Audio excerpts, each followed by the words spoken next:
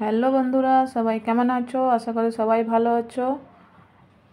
আজকে আবার একটা রেসিপি নিয়ে চলে এসেছি তোমাদের সামনে। আজকে আমি বানিয়েছি বেসন চিলা, ভেজিটেবল বেসন চিলা।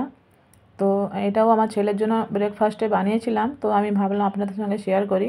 তো আমার ছেলে তো অলরেডি আমাকে ভিডিও বানাতে দিচ্ছে না, টেনে নিচ্ছে প্লেটটা বারবার এভাবে। তো খাবে বলছে। তো যদি আপনাদের বাড়িতেও আপনারা বাড়িতেও এভাবে চিলা বানিয়ে টিফিনে দিতে পারেন, কিংবা আপনারা নিজে সকালে নাস্তাও করতে পারেন এইভাবে বানিয়ে। তো পুরো ভিডিওটা আপনাদের সঙ্গে শেয়ার করছি, পুরো ভিডিও দেখার জন্য অনুরোধ রইল। আর ভিডিওটা দেখার পরে যদি ভালো লাগে তাহলে লাইক কমেন্ট শেয়ার করবেন, আর একটা কমেন্ট করে যাবেন ভালো করে। অ্যান্ড পুরো ভিডিও দেখার জন্য আপনাদের কাছে অনুরোধ রইল আমার।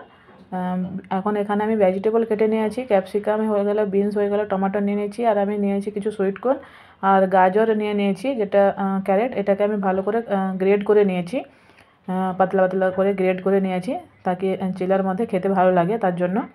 তো এবারে আমি কড়াইতে তেল দিলাম, তেল দেওয়ার পরে পেঁয়াজ কুচিয়ে নিয়েছি ভালোভাবে ছোটো ছোটো করে। তো এবার পেঁয়াজগুলোকে ভেজে নেব আগে, তারপরেও ভেজিটেবলগুলো দিয়ে ভেজে নেব। আপনারা চাইলে একসঙ্গে মিক্স করে, মানে বেসনের সঙ্গে একসঙ্গে মিক্স করেও না ভেজেও দিতে পারেন সবজিগুলো, বাট ভেজে দিলে আমার হিসাবে মনে হয় বেশি ভালো টেস্ট লাগে খেতে। তো এইভাবে পেঁয়াজগুলো ভেজে নিয়েছি আমি। এবারে সব সবজিগুলোর মধ্যে দিয়ে দেবো, যে সবজিগুলো আমি কেটে রেখেছিলাম এই সবজিগুলো সব দিয়ে দেবো। এবার দিয়ে সবজিগুলো ভালো করে সিদ্ধ করে নেবো, ভেজে নেবো, সিদ্ধ করে নেবো সবজিগুলো ভালো করে নেড়ে চেড়ে নেবো, নেড়ে চেড়ে ভালোভাবে সিদ্ধ করে নেবো সবজিগুলোকে। এইভাবে ভেজে নেবো আগে। এই সুইটকর্নগুলো এই সবগুলো খেতে ভালো লাগবে আগে ভেজে নিলে, কাঁচা হলে এত বেশি ভালো লাগে না তো চিলার মধ্যে। তো এইভাবে ভালো করে ঢেকে আমি এটাকে সিদ্ধ করে নেব। তার আগে আমি একটু নুন দিয়ে দিচ্ছি। নুনটা দিলে সবজিটা সিদ্ধ ভালো তাড়াতাড়ি হয়ে যায়, আর সব সবজিগুলোর মধ্যে নুনের ফ্লেভারটাও চলে যাবে তার জন্য। তো আমি আগে নুন দিয়ে দিলাম, নুন দেওয়ার পরে ভালো করে আবার নেড়ে চড়ে নিলাম, নেড়ে চড়ে নেওয়ার পরে আবার ঢেকে দিলাম আমি। ঢেকে দিয়ে এবারে 5-7 মিনিটের মধ্যে এটা এইভাবে সিদ্ধ হয়ে গেছে, কালার চেঞ্জ হয়ে, দেখো এইভাবে সিদ্ধ হয়ে যাওয়ার পরে কালার চেঞ্জ হয়ে গেছে পুরো। এবারে দেখো সুইটকর্নগুলো সিদ্ধ হয়ে গেছে। তো এইভাবে ভালো করে ভেজে নিয়ে সবজিগুলোকে, এবারে সবজিগুলো আমি বেসনের মধ্যে অ্যাড করব। আমি এখানে একটা বড় বাসনে বেসন নিয়ে নিয়েছি কিছুটা।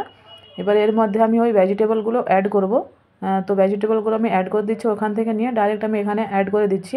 দিয়ে এটাকে জল দিয়ে ভালো করে গুলে একটা ব্যাটার বানাবো। তো আগে এবারে অল্প অল্প জল দিয়ে ভালো করে ব্যাটারটাকে বানাবো আমি। মিক্স করে নেব সব সবজিগুলোর সঙ্গে, বেসনগুলোর সঙ্গে ভালোভাবে মিক্স করে নেবো এইভাবে এইভাবে। তো আবার একটু জল লাগবে আমাকে, তো ভালো করে জল দিয়ে মিক্স করে ভালো করে মিক্স করে নেব। আর এইগুলো এইভাবে মিক্স করার পরে যদি 10-15 মিনিট থেকে ঢেকে দেওয়া হয়, তাহলে চিলাটার স্বাদ খেতে আরও বেশি ভালো লাগে, আর আরও বেশি সফট হয়, আর বেশি খেতে ভালো লাগে। তো এইভাবে আমি একটা ব্যাটার বানিয়ে নিয়েছি। এবারে আমার এটার ব্যাটারটা হয়ে গেছে। এবারে আমি এটাকে চিলা বানিয়ে নেব।